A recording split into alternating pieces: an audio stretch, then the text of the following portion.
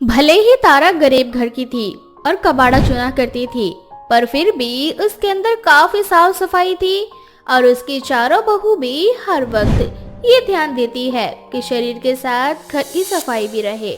ऐसे ही एक दिन तारा कबाड़ा चुनकर घर आती है और अपनी बहू से कहती है, दिशा, अंजलि, कोमल और कविता, बहू आज मैं 3 कट्टे ही कबाड़ा लाई हूँ, इसीलिए घर के बाहर बैठकर कबाड़ा छाट लो। देखो, लोहे की चीजें अलग करनी है और प्लास्टिक की अलग। अभी लोहा महंगा है, समझी तुम सब? माँ जी, आप 3 कट्टे लेकर आई हैं, पर हम तो 4 बहू हैं। एक बहू क्या करेगी? एक बहू मेरे साथ घर का काम करेगी। अरे घर में भी तो काम होते हैं। अब जल्दी से तुम तीनों घर के बाहर बैठकर कबाड़ा छाटो। मैं कविता बहू के साथ घर के काम कर लूंगी। अब तारा की तीनों बहुएं घर के बाहर बैठकर कबाड़ा छाटने लगती है। तभी वहाँ एक औरत सर में खुजली करते हुए वहाँ आती है।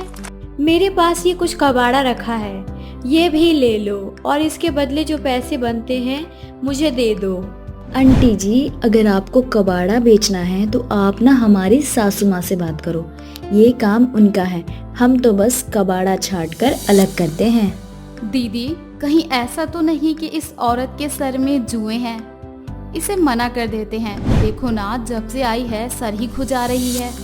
अंजलि, हम ऐसे ही अपने ग्राहक को भगा नहीं सकते। अगर माँ जी को पता चल गया तो वो तो बेकार में ही हमसे नाराज हो जाएंगी। तुम जाकर माँ जी को बुला लो, वो खुद देख लेंगी कि उनको क्या करना है। अरे तुम दोनों अब आपस में ही लगी रहोगी या अपनी सास को भी बुलाओगी? मेरे पास अभी बहुत काम भी पड़े हैं। इतना बोलकर वो औरत खड़े खड़े अपने सर से जुएं निकाल कर मारने लगती है। ये देखकर अंजलि, कोमल और दिशा को बहुत गुस्सा आता है और वो तीनों चाहकर भी कुछ नहीं कर पाती। और कोमल गुस्से में घर के अंदर जाती है और अपनी सास से कहती है, माँ जी, एक औरत आई है जुए वाली, कबाड़ा लेकर खड़ी है। उस औरत से ना आप ही बात करो। खड़े खड़े उसके सिर से जुए निकल रहे हैं और वो मारी जा रही है उन जुओं को। मुझे तो देखकर ही घिन आ रही है। मैं बात नहीं कर सकती उससे। ये बड़े लोग खुद को तो अमीर कहते हैं, पर सफाई रत्ती भर की भी नहीं रखते। इनसे तो अच्छा हम गरीब कबाड़ी वाले हैं, कम से कम घर के साथ अपनी सर की सफाई तो रखते हैं। इतना बोलकर तारा गुस्से में बाहर आती है, क्योंकि तारा और उसकी चारों बहुओं को जुए वाले लोगों से नफरत थी। इसलिए तारा गुस्से में उस औरत से कहती है, देखो बहन, हमें तुम्हारा कबाड़ा लेने में कोई हर्ज नहीं है, पर जिसके सर में जुए होते हैं, मैं उनसे बात करना भी पसंद नहीं करती। माना कि हम गरीब और कबाड़े वाले हैं, पर इसका मतलब ये तो नहीं कि हम किसी से भी कबाड़ा ले लें।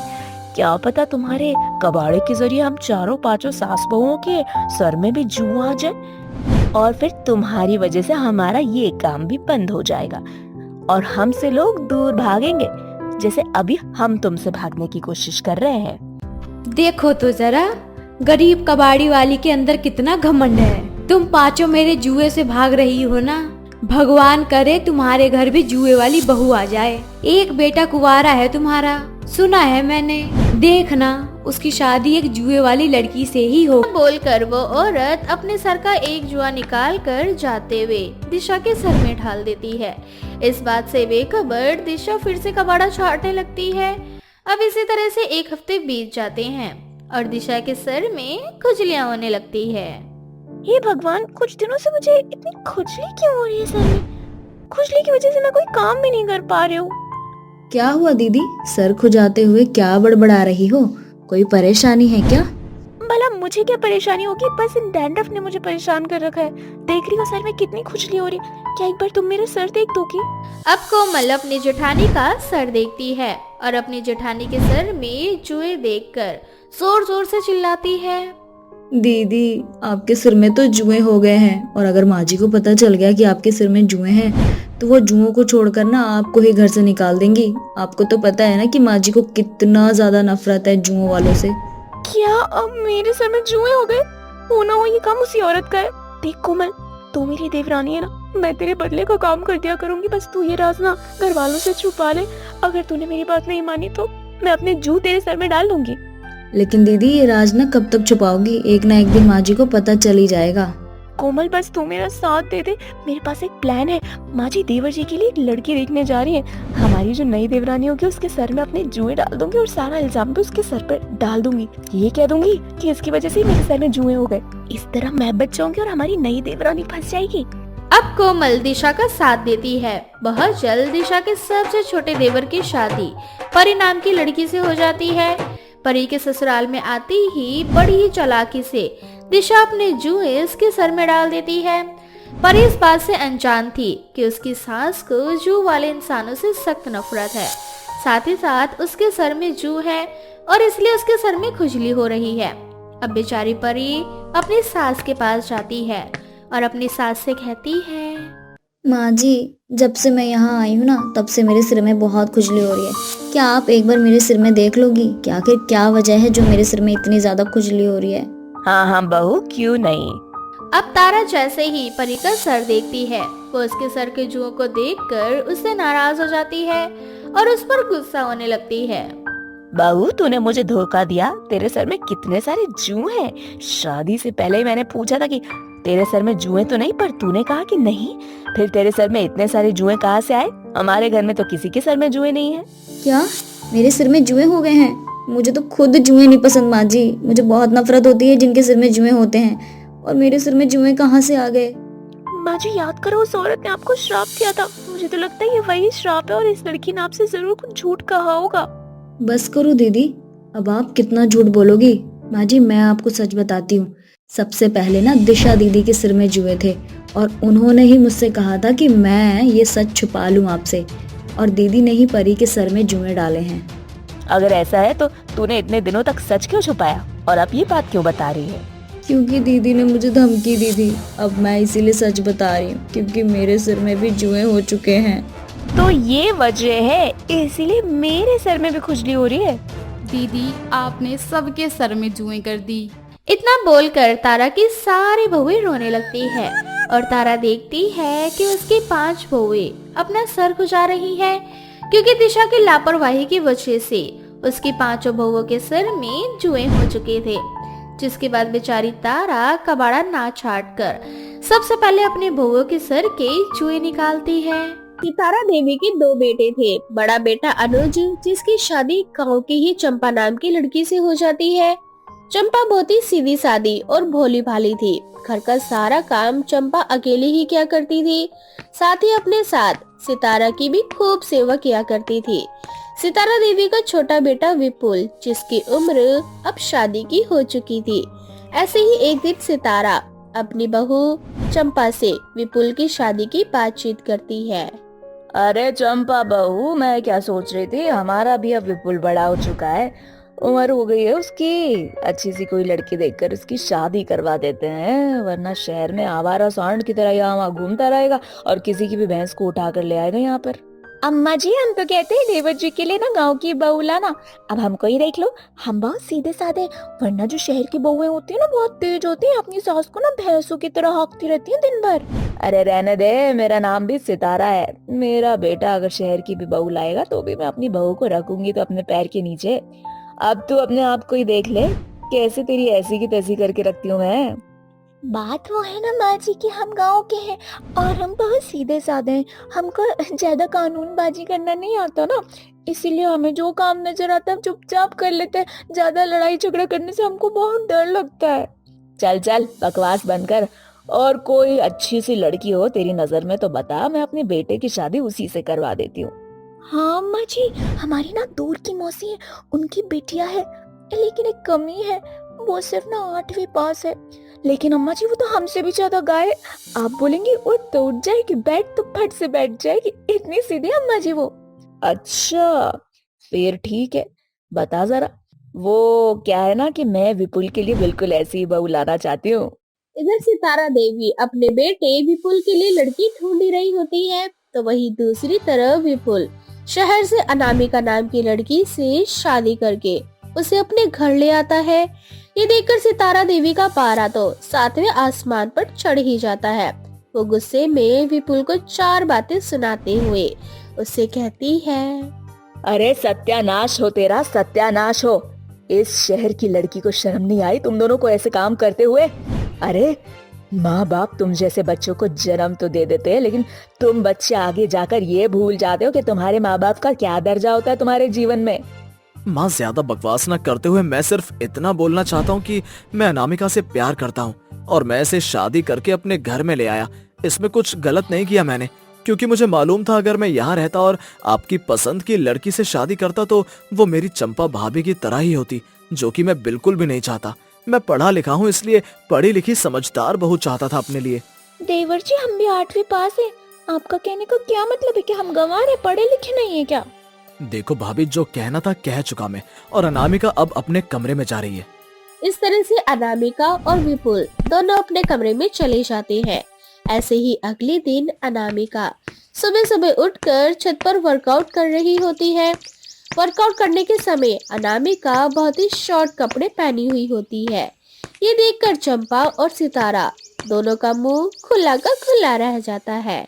हाय राम जी, तू हमारे घर की बहू है ना, तो हमारे घर की इज्जत को इस तरह से सारे गांव में क्यों बांट रही है?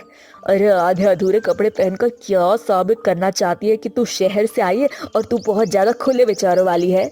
अम्मा जी, खुले विचारों वाली ये नहीं, खुले कपड़े वाली है। हर जगह से तो इसके कपड़े खुले हुए हैं। हम तो पहली बार देख रहे हैं सामने ऐसी लड़कियों को, वरना हमने सिनेमा में देखा था हीरोइन को, सब ऐसे ही कपड़े पहनती हैं। अरे बकवास बंद कर तू चंपा, हर समय तुझे ये सब बकवास करनी होती है क्या?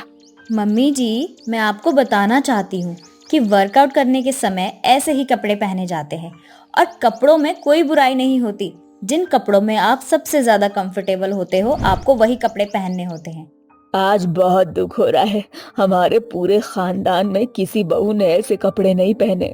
कुछ न बोलकर सितारा और चंपा दोनों अपने कमरे में चली जाती है। थोड़ी देर बाद आसपास के लोग सितारा के घर में नई बहू आने की खबर को सुनकर नई बहू के दर्शन करने के लिए आ जाते हैं। अनामिका क्रॉप टॉप और शॉर्ट्स पहनकर वहां आती है। ये देखकर गांव की औरतें अनामिका का खूब मजाक बनाती है और अनामिका से कहती है, हाय राम जी, ऐसा लग रहा है जैसे किसी सिनेमा की नौटंकी यहाँ आ गई हो। कुछ भी कहो सितारा बहन, तुम्हारा बेटा तो तुम्हारी नाक कटवा कर आया है।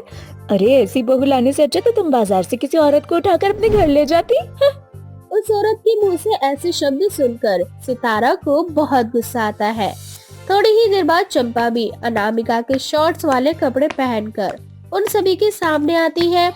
ये देखकर वो दोनों औरतें और ज्यादा हंसने लगती है और सितारा का मजाक बनाते हुए उसे कहती है, हाय राम जी, देखो देखो, कहते हैं खरबूजा खरबूजे को देखकर रंग बदलता है। अभी गांव की देहात भी शहर वाली बहू की तरह हो गई है। सितारा देवी की बहू है ये, अब तो रंगमंच जमाने के लिए एकदम सही लग रही है। इतना बोलकर वो दोनों औरतें वहाँ से चली जाती है। इसके बाद सितारा देवी की आंखें शर्म से नीचे हो जाती है। ये देखकर अनामिका और चंपा दोनों को बहुत बुरा लगता है और वो दोनों अपनी सास से कहती है, माँ जी, मुझे ना माफ कर दीजिए। देखिए, मैं शहर में रहती थी, वहाँ ऐसे ही कपड़े पहनते थे सब और मुझे भी आदत हो चुकी थी। मुझे नहीं पता था कि यहाँ का माहौल कैसा है और खुद को इस माहौल में ढालने के लिए मुझे थोड़ा सा समय चाहिए और मैं वादा करती हूँ कि मैं आपको आगे से ऐसा कोई मौका नहीं दूंगी जिससे आपकी नजरें शर्म से झुकें। अरे तू तो शहर की थी, तूने हमेशा से यही कपड़े पहने थे, लेकिन जिस बहू को मैं बहुत ज्यादा पसंद करती थी आज उसकी वजह से मेरी नजरें और ज्यादा झुक चुकी हैं। अम्मा जी, हमें माफ कर दो, हम भी अनामिका की तरह थोड़ा सुंदर दिखना चाहते थे। हमें भी लगा कि छोटे कपड़े पहनने से ना इंसान बहुत सुंदर दिखाई देता है, फिर सब उसी के ऊपर ध्यान देने लगते, इसीलिए हम भी अनामिका की तरह कपड़े पहन के बाहर आ गए।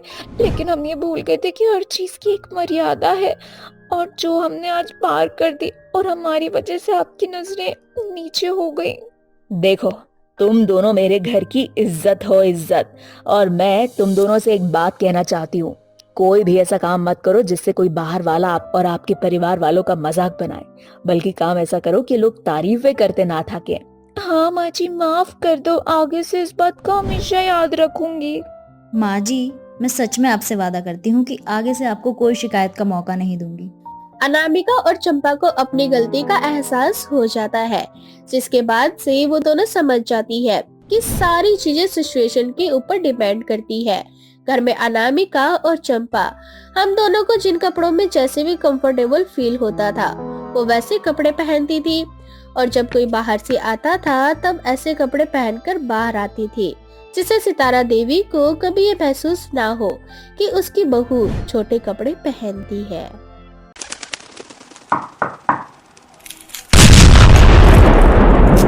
चूचू चिड़िया की कहानी। कालू कौआ जो कि एक नंबर का बदमाश था, वो आए दिन लूटपाट किया करता, हर किसी को परेशान किया करता था। पूरे गांव में सभी लोग कालू से डरा करते थे। इन सब से कालू की माँ मेनका कबूतर ही हमेशा परेशान रहा करती, क्योंकि कालू के बदमाश होने के कारण कोई भी कालू से शादी करने को तैयार नहीं होता था। ऐसे ही एक दिन मेनका कालू से बोलती है, अरे शरीफ बन जा, इस गुंडागर्दी और बदमाशगिरी में कुछ भी नहीं रखा। तेरे इस बदमाश बनने के कारण कोई भी मेरे घर की बहू बनने को तैयार नहीं है। अरे सब डरते हैं तुझसे, कब सुधरेगा नालायक तू।